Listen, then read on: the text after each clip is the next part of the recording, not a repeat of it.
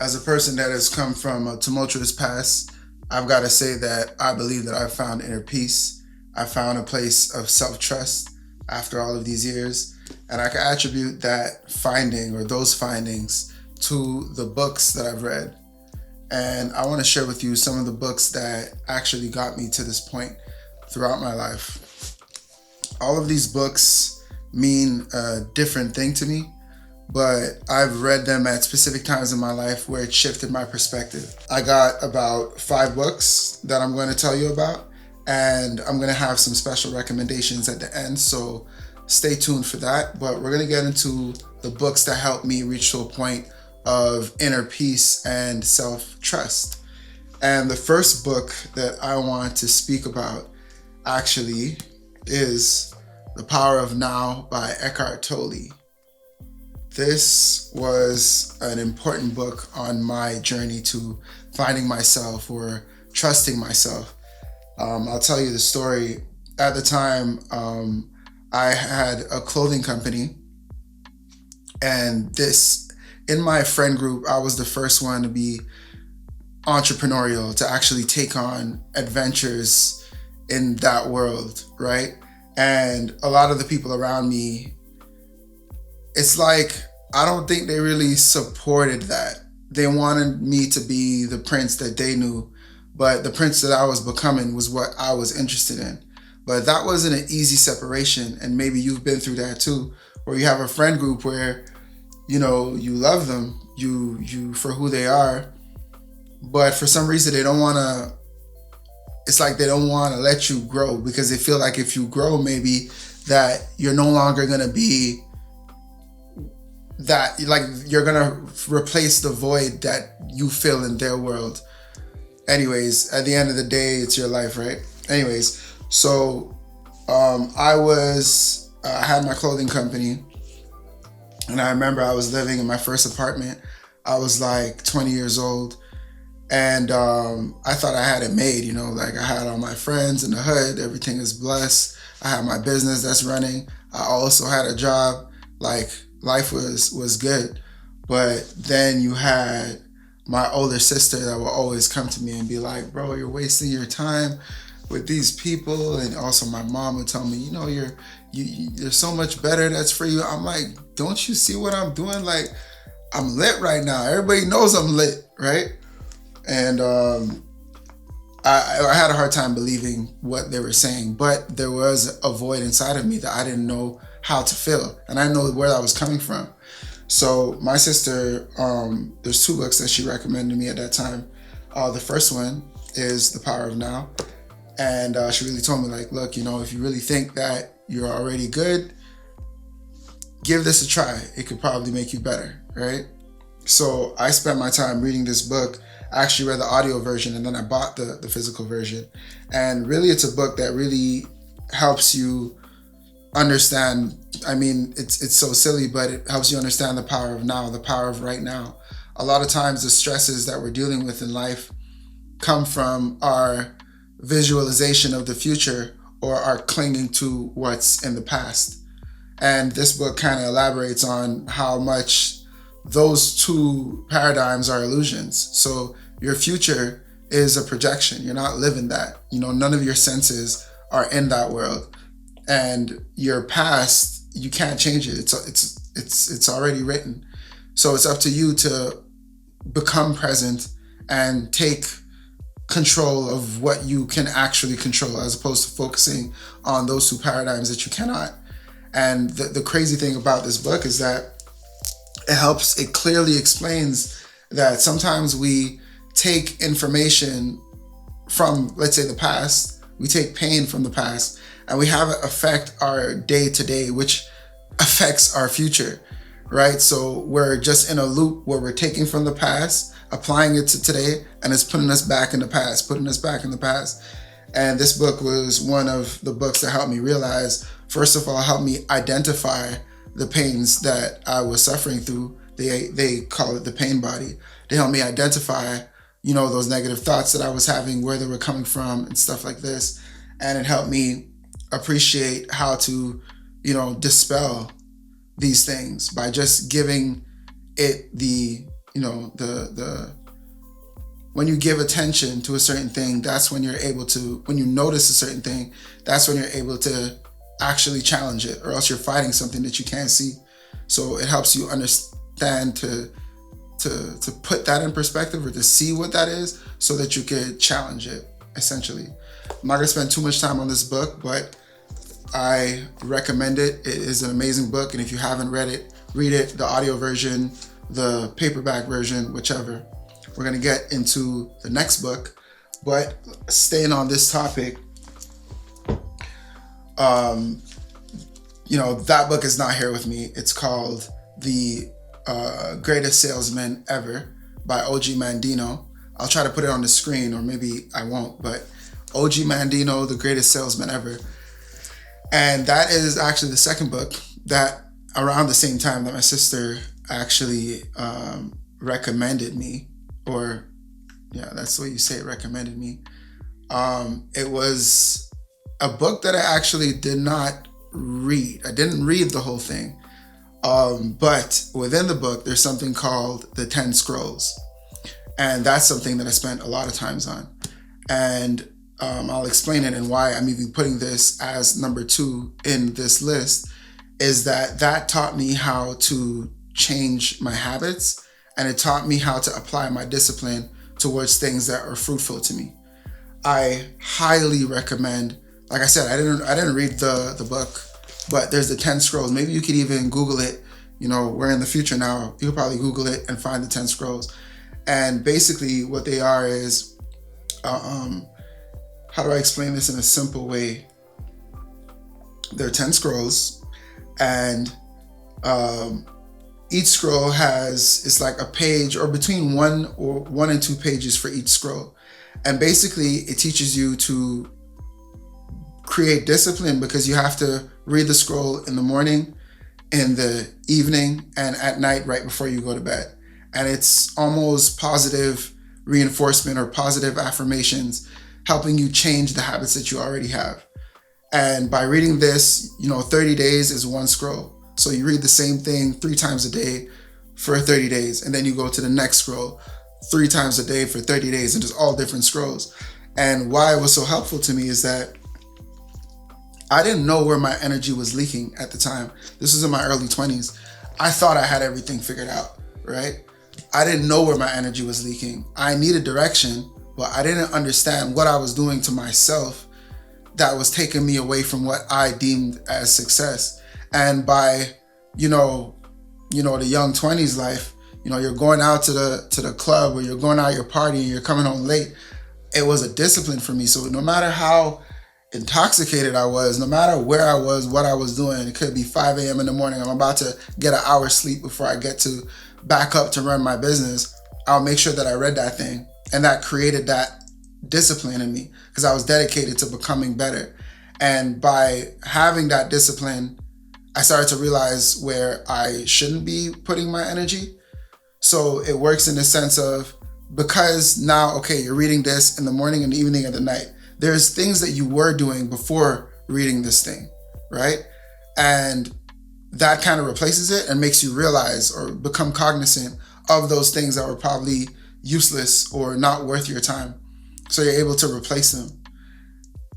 The actual information in the scrolls are very good, very pertinent, and it teaches you about yourself.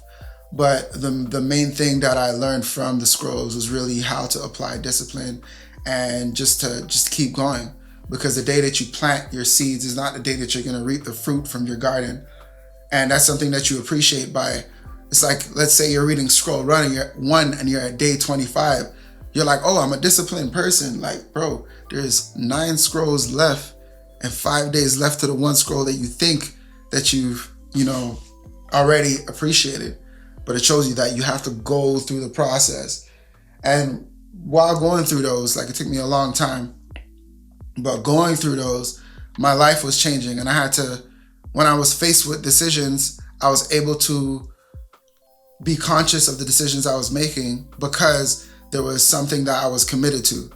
So that changed my life, and it changed my perspective, because where I was coming from, it was almost like, you're just free, you're loose, you're just doing things, right? But then when you start to understand these type of things, you're like, wow, there's way more to life than I first appreciated. So that's book number 2. And that's book number 2. Let's go to book number 3. Book number 3, this is completely a coincidence, I swear. This was not planned. 3 Magic Words by U.S. Anderson. What a coincidence. This book, I'm telling you, is probably of this list. I don't want to say it's the most important, but look at my face. I want to say it's the most important book that I've ever read in my life. And it is such an instrumental part of me understanding self-trust, self-peace, self-appreciation, getting into the realm of self-knowledge, because it's hard to speak about what self-knowledge is, because when do you reach to the point where you know yourself, right? And who can really tell you that you've reached to the right level of self-knowledge? It's like murky waters. I'm telling you, this book irons that out in the cleanest way possible.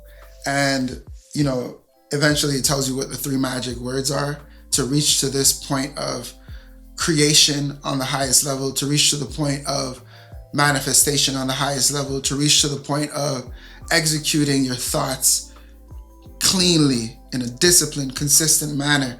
Telling you, if you want that in your life, this book is an instrumental key to it. And this is a book that I borrowed and I never gave back. So just like how I have books that I lent out to people I never got back, this is one of the books. Shout out to that person. Before we get into the rest of the books, I want to make it clear that no book is going to do the work for you. So think of reading books as the theory, right? It's the data. And it's like, people like to say like knowledge is power. Knowledge is not power. The application of knowledge is power. You could have the biggest brain. Like, just imagine when you were back in school and I'm assuming that you were like one of the smartest people in class, right? If you weren't, leave a comment. But let's say you're the smartest person in the class. It's not the person that has the most data in their brain that's getting all the recognition and being excelled in the class. The person that's actually raising their hand, giving the answers. You can have all the answers in your head, but if it comes time to write the test, you get anxiety and you can't write it. Bro, it doesn't matter how much you knew. The action was not done. So I always say that knowledge is not power. The application of knowledge is power. And it's the same thing for books. I've read a lot of books that have put me in the position that I'm in, that helped to put me in the position that I'm in. But if I didn't apply the information that I learned, all of this is useless. It's just paper. What is this for, right? So, let's continue. So right now we're at book 3. Book number 4 is The Alchemist. This, my friend, is a special book because I really related to it when I read it. I felt like I was the person in the book, The Alchemist is a book that teaches you that, you could want things in life. You could have huge ambitions. You could have huge desires. You could want so many things in life, but it's not necessarily the thing that's going to bring you or fill the void that you're looking for by having that desire. It's actually the journey itself. And that's the beauty of alchemy. It's taking something and taking nothing and transforming it into something, or taking a certain matter and putting it into another matter. And you're basically doing that with your life if you really understand and can appreciate that. And The Alchemist is a very special book. It's a story book. It's not like a self-help book like the rest of the books that I've spoken about, but it's a good story book. It's not like one of them fantasy, no hate on those books, not like a Harry Potter type thing. It's a book that has like knowledge that you can apply in your life. I highly recommend it. The Alchemist. Read it. And that's book number 4. Book number 5 is a book that's not here right now. Is the Richest Man in Babylon. Actually, Babylonian. I'm just gonna mention that real quick. The Richest Man in Babylon taught me how to manage my finances in a more efficient way. Let's put it that way. And that your finances is a big part of your reality, especially in this current world structure and in the society and in the system. And that book, through story, teaches you how to save, how to diversify your portfolio. It just teaches you how to manage the riches that you've acquired, and teaches you the cost of the time that it takes to get these riches. It's not a financial book per se, but it's a book that can give you a little bit of insight on how to maneuver in this world. And how to manage your finances is an important part of self-trust and inner peace, believe me. So I recommend that book as the 5th book. And the 6th book is another book that I do not have here, but I have the second version, or the book that came after it. And this is Mastery. Now, this is a 2-for-1. So I'm at 6, it's really 6 and 7, right? So it's the 48 Laws of Power and it's Mastery. Actually, it's 3-for-1 right now, bonus. So it's the 48 Laws of Power, it's Mastery, and it's the 50th Law that was co-written by yours truly, 50 Cent. Now, I'm going to put them all in one bundle and say that these books clearly, it's like sometimes you have vast concepts in your life, where you're like, I understand this, like, I understand the concept of friendship, or I understand the concept of me advancing in society, however you want to put it. These gives you direct, it's like what do you call those things? You know the word I'm looking for. Like an encyclopedia. I think that's the word, where it's like a clear definition drop down. Okay, this is exactly what it is, for concepts that are like vague, in my opinion. So for concepts like power, right? It's like it's vague. It's a little bit vague in my head, because like, what's power? I don't know, These books are going to tell you, okay, this is a type of power. There's soft power, there's hard power, there's different ways to apply power, there's different ways to acquire power, there's different ways to become comfortable with power, there's different ways to understand what power is, right? And power is an important part of our lives, because even if it can be a touchy subject to a lot of people, you are the one that has power over your life. You need to harness that power in order to navigate in this world, no matter how you want to put it. So those are your 3-for-1s. I recommend the 48 Laws of Power. I didn't read it like a book. I read, Law 17, Law 4, Law, you know what I mean? That's how I read it. It's like a dictionary, encyclopedia type beat. That's how I read it. But I recommend it. It's good to have. It's good to just to have, you open it, you're like, let me get a little bit of information. And the 50th Law, which is fear, that's 50 Cent's book. Is it fear, or is it can't quite remember how it was put, but basically understanding how to deal with fear. And that is an important thing in self-trust, self-understanding, and having inner peace. Fear, my bad. Fear is something that a lot of us have a hard time, managing, because a lot of us, when we're faced with fear, a lot of us freeze, that fight or flight vibe. I'll tell you a story quick and fast. I just came back from Panama, And as you know, or may not know, if you follow me on Instagram, you probably know, like, I learned how to swim like this year properly, like proper swimming, like, you know. And in Panama, we took these kayaks and we went on the ocean. I'm gonna probably put, like, I was thinking of doing a video about this because, like, I recorded a lot on my meta glasses. But bro, we were in the ocean on a kayak, midway in the middle of the ocean. Bro, this is like real ocean, like waves, you know what I mean? And I just learned how to swim, so I'm still a little bit like, I don't know, right? I'm on a kayak, middle of the ocean.